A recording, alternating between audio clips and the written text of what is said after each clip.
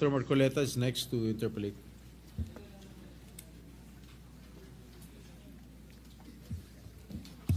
Maraming salamat, Mr. President. I hope the good senator from San Juan is still available for a few questions. Anytime, coming for you, Senator Marcoleta. Salamat po, Mr. President. Wala naman pong debate na kailangan talagang hanggat maaari ay sapat ang pondo ng PhilHealth para mapaglingkuran ang ating mga kababayan, lalong-lalo na po yung nasa panig ng kahirapan. Ngunit dahil po sa experience natin sa PhilHealth, sa kanilang pamamaraan kung paano itaguyod ang kanilang mandato, ay hindi naman sila makapagbibigay sa atin talaga ng magandang record. Unang-una na po ay halimbawa po yung konsulta package, Mr. President. Magkano po ba yung konsulta package ngayon, Mr. President?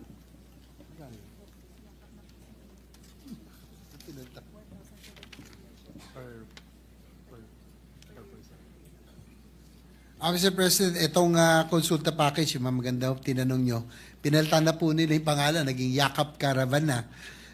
It's about 1,700 ang budget po per person, Mr. President. Magkano po, Mr. President? 1,700 pesos. Diyan po yata sa konsulta package, Mr. President, kasama pa po yata yung serbisyo ng doktor, tama po? Yes, Mr. President, kasama po yung serbisyo ng doktor, basic check-ups, no? Lab test, and yung pinaka-basic po na Kasama po yung laboratorio, Mr. President. Dapat po, kasama po, Mr. Sa President. palagay po ninyo, magkano po? 1,700. Sa 1,700 po ba, Mr. President, kasama na po yung serbisyo ng doktor, laboratorio. Magkano kaya ang matitira po para kahit sa simpleng, halimbawa, simpleng sakit na lang.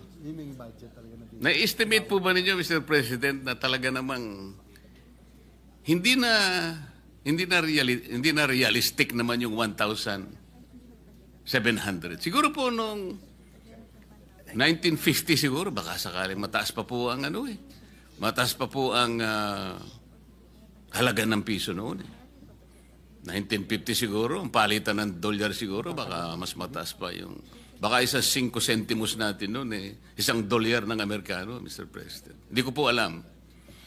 Kasi si Senador Jinggoy po, napanganak na ng 1950s. Ako po, 60s po ako Ano po, realistic po yung 1,700 na konsulta package, Mr. President? Ito bang 1,700? Does that include the professional fee of the Yes, doctors? Mr. President. Kasama yung laboratorio. Ano pa po kaya ang mabibili? Of all the doctors? Is it Yes, standard Mr. fee? President. Kaya po, okay lang po yung masapatan po talaga. How did they derive on that figure? Baka masasagot po ng inyong butihing kapatid, Mr. President.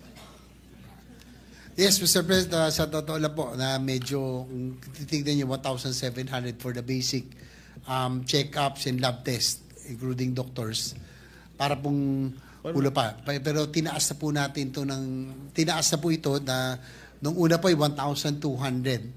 So ngayon po ay 1,700. Pero sana nga po ay inaano natin ng PhilHealth na aside from the case rates at iba pa, na magtaas po sila para naman maging mas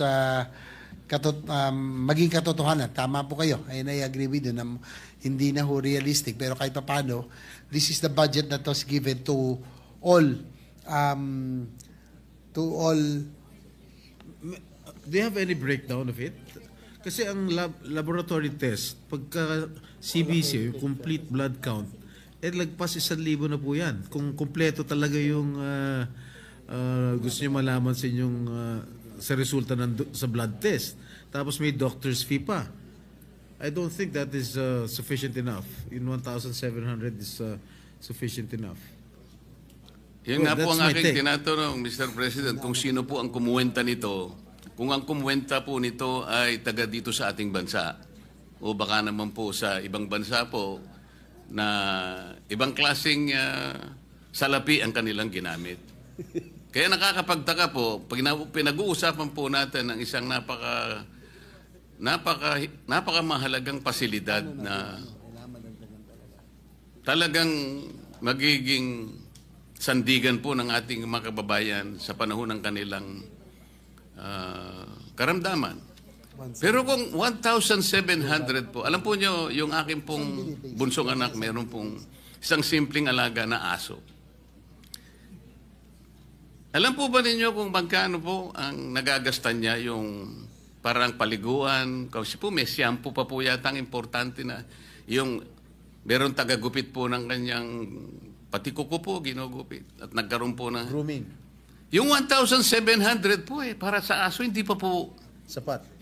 sapat Ito pinag-uusapan po natin, Mr. President, Your Honor. Tao po mga tao po ito Kaya po, hindi po magiging maganda kahit na po pag-usapan natin ang napakagandang pinaka-noblest na objective po ng PhilHealth. Kapag ka itong ganitong klaseng mga pamamaraan ay hindi po nila talaga babalikatin, para lang po tayong nagpapatintero dito, Mr. President. Tingnan po ninyo, Mr. President. Based on PhilHealth's latest data, while 102 million Filipinos have registered with PhilHealth, only 27.8 million or 24% are enrolled with Consulta. So, naka-enroll po sa Consulta. Ilan percent po? 24% lang po ang naka-enroll out of 102 million registrants. Kahit na po naka-register, kung 1,700 lamang po ang package, baka po sa daga pwede po ito, Mr. President. Hindi, gusto ko lang po malaman kung kanino po galing yung 1,700 pesos per package. Kung PhilHealth ba? Sino ba? Kaya po nung tinanong ko po, Mr. President, ang sagot po ay 1,700, sinagot po ng ating... Yeah. Where did that figure come from? Siguro... Yes, Mr. President, actually, nagpapasalamat ako kay Senator Marcoleta for pointing this out. Talagang kung titingnan nyo, parang kulang talaga, no? Realistically. Pero yun nga po ang nilalaban ho natin sa PhilHealth ngayon. Hopefully with this new administration under Dr. Mercado, na maiba naman ang magiging direksyon ng PhilHealth. Dati po kasi nung panahon ni Manuel Ledesma, parang yung pagtrato niya sa PhilHealth, para pong ginawang private corporation. Na alam niyo naman ho, Mr. President, sa insurance, ang ugali ng private insurance, kung makakatakas sa liabilities yung mga dapat nilang bayarin, doon po sila kumikita. At the end of the year, pinagmamalaki nila yung kanilang savings and kanilang kinita, no? Pero in the case of PhilHealth, dapat po, dahil po yung government agency, and this is the only agency that is tasked to implement universal healthcare, dapat po talaga ay inuubos ito sa ating mga pasyente, sa ating mga kababayan.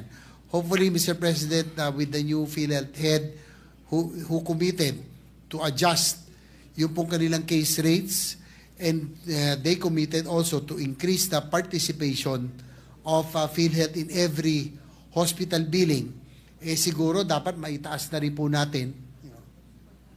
And sana na po, maitaas na rin po natin ito pong iba pang mga bagay tulad ng pong itong sa konsulta package, no, na yung 1,700. If we can only increase all of this,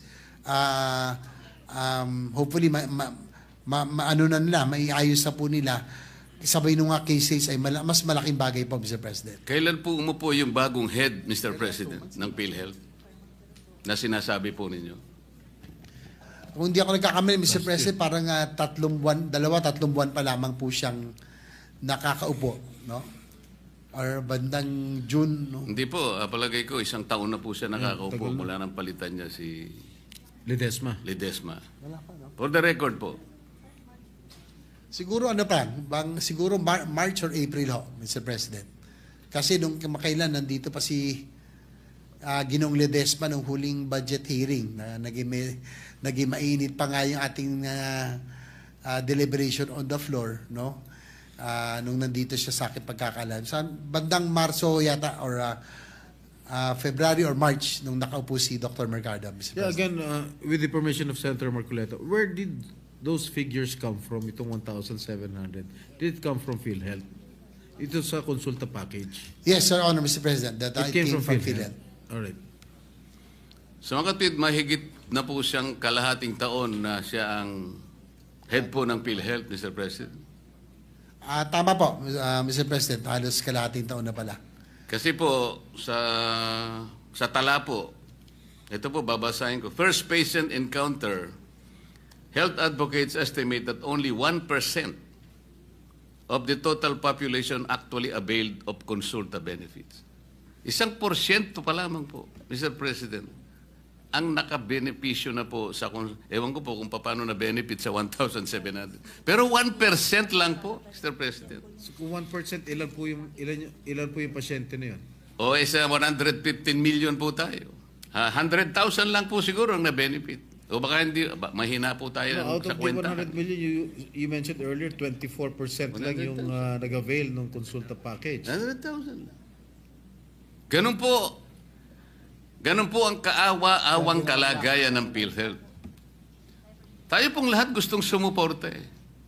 Kung kinakailangan pong lahat na po ng kayamanan ng Pilipinas, ibigay na po natin sa PhilHealth. Ngunit kailangan po namang ito ay talagang ayusin para sa ganon yung perang ibibigay at ipagtitiwala sa kanila, mapakinabangan po ng nangangailangan. Yun lang naman po yung pakiusap. Isa pa po, Mr. President, katakot-takot na corruption po sa PhilHealth. Tingnan na lamang po ninyo kung bakit nawawaldas. Ginawa pong milking cow ang PhilHealth nung kami po ay inimbestiga namin yan. Lahat po, hindi ko naman po nilalahat ang mga healthcare institutions. Ngunit sa dami po ng bilang na talagang dinisiplinahan ng PhilHealth, halos lahat po. Kunwari po, na-admit ang isang pasyente. 2 days lang pong nag-admit. Gagawin pong 7 days o kaya 10 days. Para sa ganun po ay singilin sa PhilHealth at paghahati-hatian po yung kanilang nakulimbat. Minsan naman po ang sakit ay hindi naman malala. Sipon. Gagawin pong pulmonya. Isip-isipin po ninyo yung gagawin nila. Ito po yung panghuli. Para naman po natapos na po ako. Magkano po ba yung ano yung tawag doon? Thermodialysis, Mr. President Juro. Magkano po ba yung nagagastos natin sa isang sesyon ng Magkano per 3,000? hemodialysis? Magkano? Mga 3,000. Mga 3,000.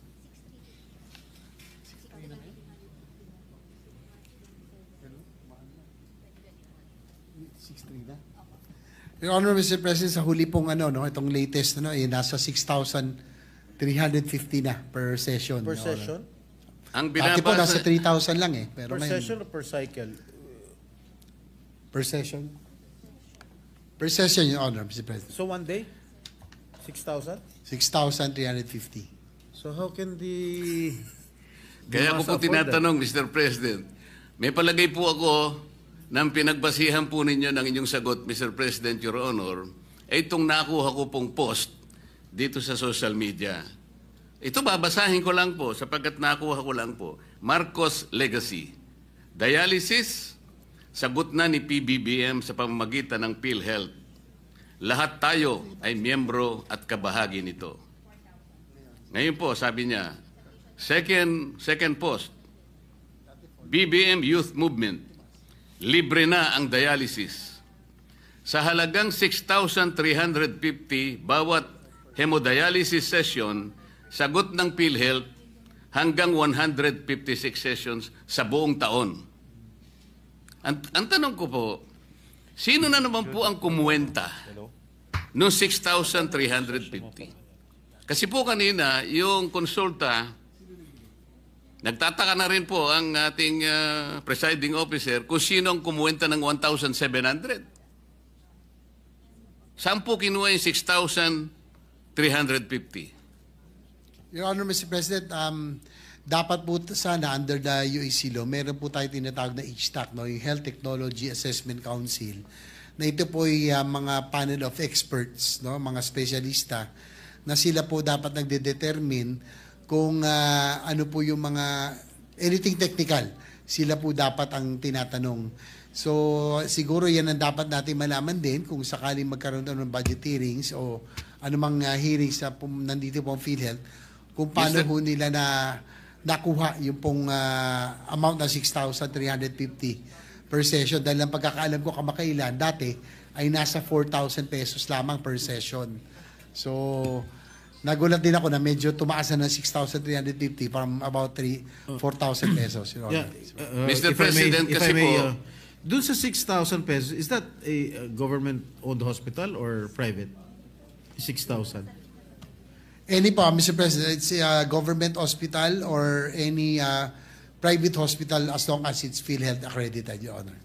Hindi, kasi I just called up my brother who is undergoing dialysis. Tinanong ko lang kung magkano yung per session. Ang sinabi niya 10,000.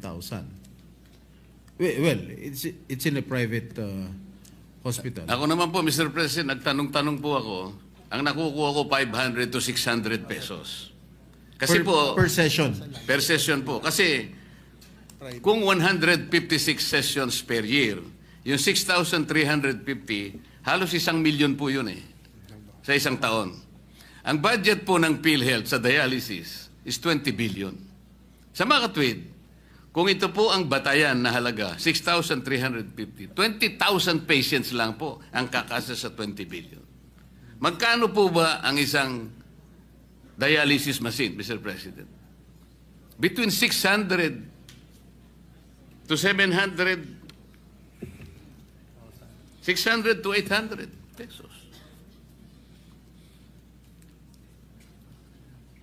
Kinuwenta ko na lamang po sa 500. Yun po yung nakukuha ko pong feedback sa mga nagpapadialysis.